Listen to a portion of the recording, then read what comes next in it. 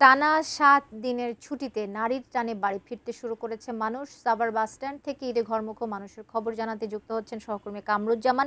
কামরুজ্জামান, আমরা প্রতি ঈদেই দেখি যে ভাড়া নিয়ে একরকমের নৈরাজ্য দেখা যায়। এবারের চিত্রটা কি একটু ভিন্ন, নাকি সেই চিরাচরিত নিয়মেই আমরা সেই আগের চিত্রই দেখতে পাবো?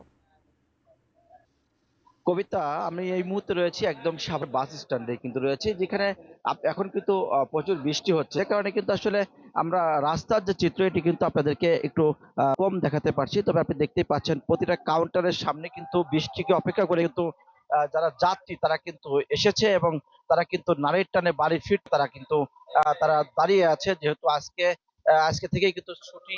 এবং ছুটির দিনে কিন্তু আসলে আপনি দেখতে পাচ্ছেন যে প্রতিটা কাউন্টারে কিন্তু লোক, যেহেতু এখন কিন্তু দুপুর বেলা বৃষ্টি, মুষলধারে বৃষ্টি কিন্তু একটু আগে হয়ে গেলে এখনো বৃষ্টি রয়েছে প্রচুর।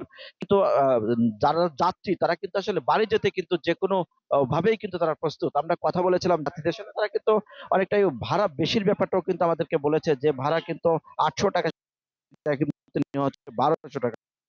এবং যে ভাড়াটি কিন্তু আসলে দেখেছি যে ৳৮৫০ যেত, যেটি আগে ৳৫০০ যেত, সেটি কিন্তু ৳৮৫০ থেকে ৳৯০০ পর্যন্ত নেওয়া হচ্ছে। তবে যারা আমরা কথা বলেছিলাম যারা প্রশাসনের সাথে, প্রশাসন আমাদেরকে জানিয়েছে তারা কিন্তু এই যাত্রীরা নির্বিঘ্নে বাড়ি ফিরতে কিন্তু তারা কাজ করছে। এবং একটা বিষয় আপনাদেরকে জানিয়ে রাখি যে আমরা সাভার হাইওয়ে থানার ওসির সাথে কথা বলেছি। তিনি আমাকে জানিয়েছে যে এই যে শহরের আমিনবাজার এবং হেমায়েতপুর এছাড়াও সাভার বাস যেকোনো অপ্রীতিকর ঘটনা এড়াতে কিন্তু প্রশাসনের পক্ষ থেকে কাজ করছে বলে আমাদেরকে জানিয়েছে।